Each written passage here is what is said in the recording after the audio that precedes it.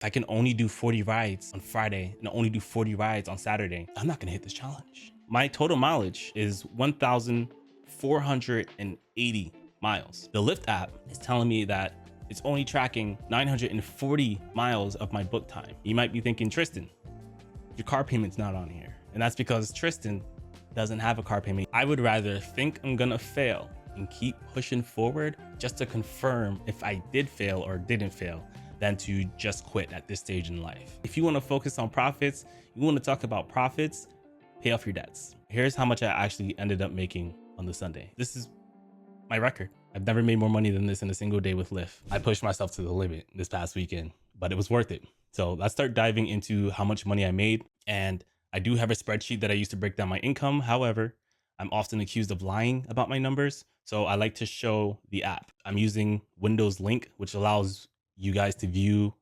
apps that are on my phone through my computer. So this is the actual Lyft app. This is for the previous week. It was St. Patrick's last week and it was a fantastic time. I'm disappointed in myself because I failed at something I shouldn't have failed at.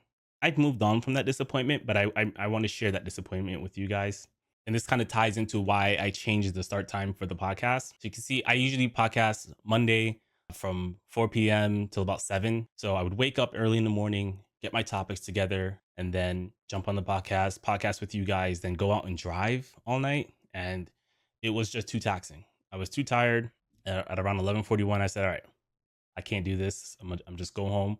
And then I just got lazy. I didn't really drive Tuesday. Tuesday's the slowest day of the week. And then on Wednesday, I tried to, it was a $300 bonus, right? So I tried to rack up rides for that $300 bonus. And the bonus ends Friday morning, 5 a.m. So I really only had Wednesday and Thursday to do it. And I could have done it. But on Wednesday, Lyft gave me an awesome bonus for $450. But it was for 120 rides. Here, I'll pull it up. If you want to show your appreciation for me being on top of important news and getting it to you in a way that matters as quickly as matters, please hit the thumbs up on this video and please consider subscribing. Thank you. So the first half of it is $205 for 80 rides. And then the second half is $250 for 40 rides. And I knew that if I drove Thursday night into Friday morning to get the $300 bonus, it would hurt my chances of getting this bonus because this is 120 rides. We're talking about 40 rides per day for 3 days. And if I didn't start Friday morning at 5 a.m., it would have made it very, very, very, very difficult, if not probably impossible, to get this bonus. So because I didn't try to get the bonus as early in the week as I could, I missed out on $300. That's on me. But I decided that I'm going to sacrifice that $300 to go and turn around and make that $455. I just want to make sure I put myself in a position to where I don't have to do that again. I need to get better at being more proactive and hitting my challenges earlier in the week and being on top of it. I used one very small but significant strategy to help me make sure that I did this, and I'm going to share that with you after we go through the numbers. Yeah, so Wednesday, I did 26 rides, 7 hours and 15 minutes, 7 tips for $247.99. And the spreadsheet will break down the hourlies and the per mile and all of my expenses. But let's just show the proof first. Thursday, I went out there, I took 3 rides, hour and 28 minutes, $51. Because I was still trying to hit that $300 bonus, but I decided that, you know what, it's better for me to go home, get some rest, and get ready for this weekend bonus. So that's exactly what I did. So Friday, March 15th, I made $562.42 on 38 rides, 12 hours, 54 minutes, and 12 tips, right? I need to average 40 rides per day. I did drive a little bit until Saturday. You see it here. So I did get 39 rides. It was really difficult. I was trying to use as much as my online time as possible. And I guess I have to explain the strategy I used. The day in my market starts at 5 a.m. It's going to differ for everyone based off of time zones. I'm on the East Coast. I can drive 12 hours before the app kicks me off and makes me take a 6-hour break. So in order to make sure I was maximizing my online time, I made sure if I picked up a passenger and it was going 10 minutes away from where I consider the busy area to be, as soon as I drop that passenger off, I'm going offline and I'm heading back to downtown. The reason I do this is because let's say I pick up the passenger and dropping them off, that's 10 minutes. In order to get back downtown, that would be another 10 minutes with the app on, even if I get a ping from the busy area that requires me to drive 10 minutes, I'm eating into my online time.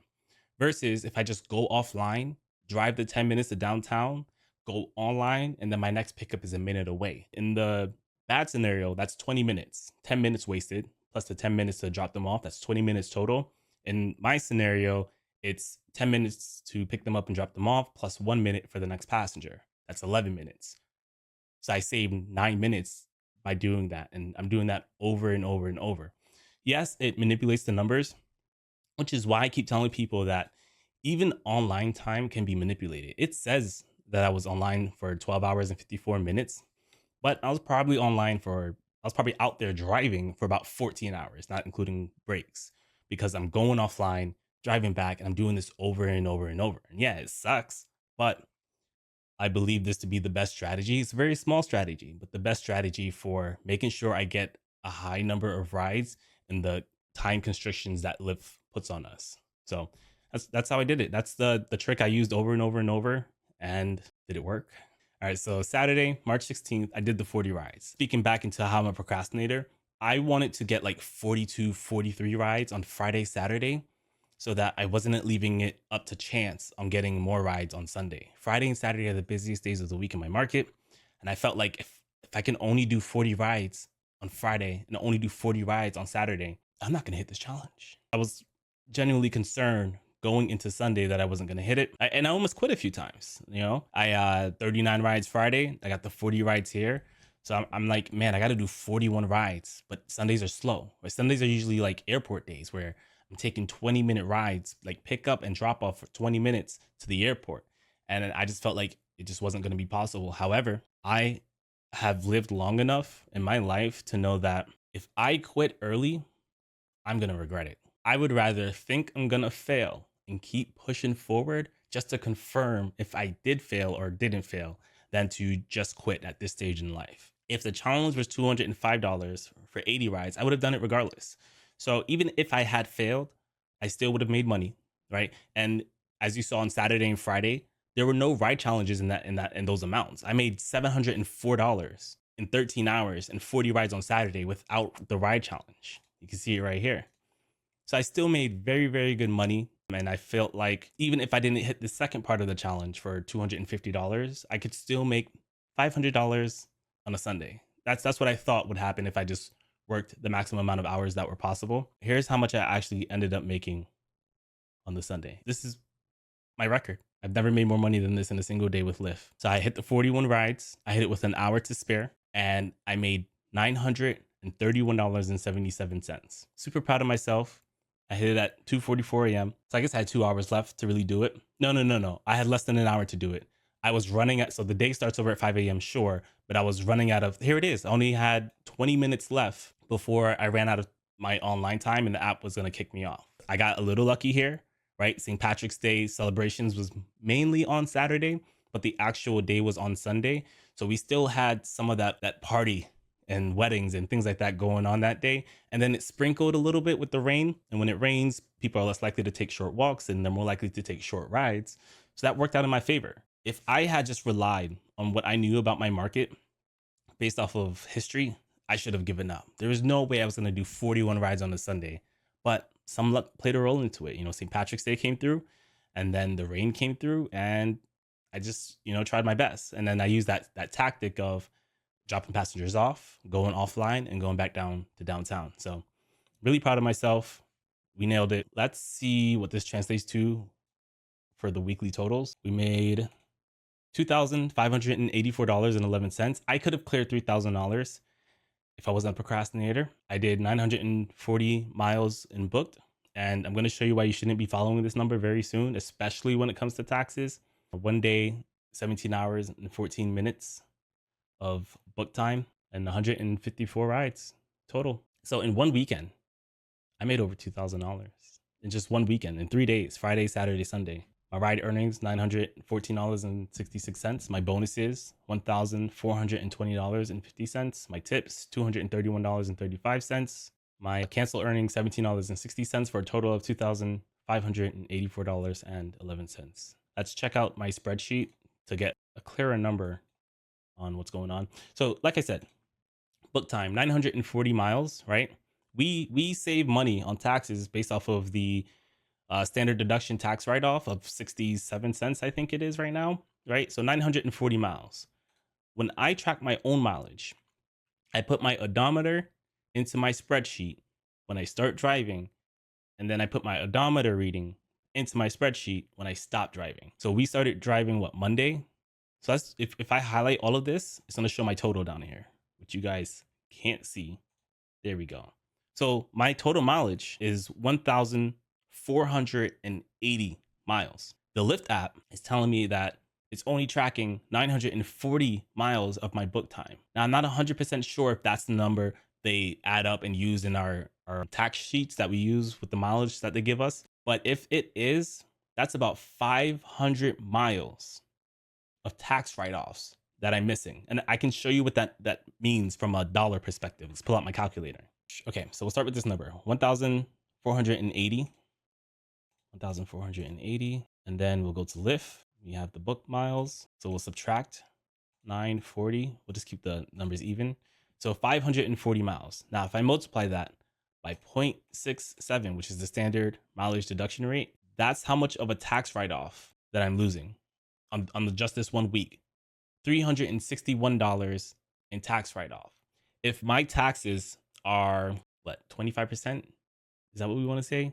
Let's just assume 25%. That's in terms of real money, that's $90.45 more I'd have to pay in taxes because Lyft isn't accurately tracking my tax write-offs. This is why I've decided to stop using apps and just it can't get any more accurate than the way I'm doing it. It sucks, right? It sucks. I have to remember every single time I get into my car to put these numbers in. Every single time I'm tired from working 13, 14, 15 hours on the road, I still need to, not just go run inside and go to sleep. I got to put these numbers in. When my Lyft day ends, I still have accounting that I have to do before I can go to sleep. And it sucks. But I just showed you how much money I saved as a result of doing this. You can get access to this by supporting me on Patreon. You can make your own, but I strongly suggest tracking your own mileage. Even if you use an app, I have Google Maps automatically track my location, and this helped me out. Sometimes I forget to do this, I procrastinate, whatever, but you should have at least two methods for tracking your mileage, because especially if you're using one that's digital, your GPS can drop, it can be inaccurate. Nothing's more accurate than your odometer, unless your odometer is broken. But that's what I would recommend. You already know how much I made for the week. So far this month, we're about halfway through the month, right? We have about 2 weeks left. So far, I've made, this is my gross right here, $5,989.35, working 113 hours and 33 minutes. My per hour is $52.75 per hour. Now, I will say, a lot of people, they say it's my market. And right now, yes, this is probably the busiest month for my market. And it's not just the market. Strategy matters. And I'm going to prove it to you. When I start talking about how much other drivers are making in my market after this segment, I'm going to show you what my market average is versus what I average. Because a lot of people assume when I share my numbers, when I talk about strategy, oh, your market's good. My market, I don't think my market's top 10. I don't. I think there are better markets than mine. And I think that if I were in those markets, I'd be making more money than I'm making now. But let's go through this so we can start talking about that. So my mileage so far this month, 3,516, and my per mile income is $1.70. It's pretty good. It wasn't this great in February or January. I did pretty well. There's $1.18 here in February, but this is probably going to be my best month of the year, probably. My expenses, I've been good this year. Been pretty good. I did have to buy 3 tires, and that's at $386.46. Even with that being the case, I spent $318 on gas. My total expenses is $705.35. And then I have it break it down per hour. I don't know why I did that, but I'm spending about $6.21 per hour of operating my vehicle. It could be helpful. I don't really find that information too helpful. And then you can see my per mile expense of 20 cents. It's not bad. 20 cents per mile, it's pretty good. You might be thinking, Tristan, your car payment's not on here. And that's because Tristan doesn't have a car payment. He paid off his car in December. I want you guys paying off your debts too, because it makes your business more profitable, right? If you want to focus on profits, you want to talk about profits, pay off your debts. Not only will it increase your profits, It'll insulate you from any BS that Uber and Lyft want to do because your monthly bills will be lower. I do still need to add my car wash. I just do that now. It's $19.99 a month. I come down here, put in that's tires, car wash. Bro, thanks. We'll just put today $19.99. I'll put in my insurance. This is my insurance. Put it in up here first. My new expense total is $838. My per hour is $7.38. My per mile jumped up 4 cents. So it's now at 24 cents. So if you scroll over here, this is my favorite part of this tracker. And it kind of estimates my taxes for me. But the more important part is not the tax estimation. It's telling me how much money I actually walk out with after taxes and expenses. So what it does is it calculates the mileage write-off based off of how many miles I drove, and the tax deduction of 67 cents per mile. And then it takes this number right here, subtracts that number from this number right here, and then it shows me my taxable income. Now, just because this is my taxable income of $3,633, that does not mean that's my income. That's just what the government is going to think I made. But because I'm running my business to be more profitable than the standard deduction, right? So the standard deduction is 67 cents per mile. My actual expenses is 24 cents per mile. So the difference between 67 cents and 24 cents, that spread, I'm pocketing that money cash free legally. It's not tax advice. But if you run your business at a more efficient rate than what the government thinks it takes to run your business, then you pocket the difference on that. So that's what's happening. So this calculates that for you. It tells you what is the amount of money you actually go home with, despite the fact that the government thinks that you only made $3,633. So it takes that number, we apply tax rate to it. This is an estimation, and it shows me my estimated taxes will be $545.04. I've never had to pay taxes. I think last year was my first time. I paid like $200, but this is overestimating. I'd rather overestimate on taxes than to underestimate. So my estimated taxes is $545. So my true net is calculated by my gross, and then we subtract my expenses, and then we subtract my estimated taxes, right?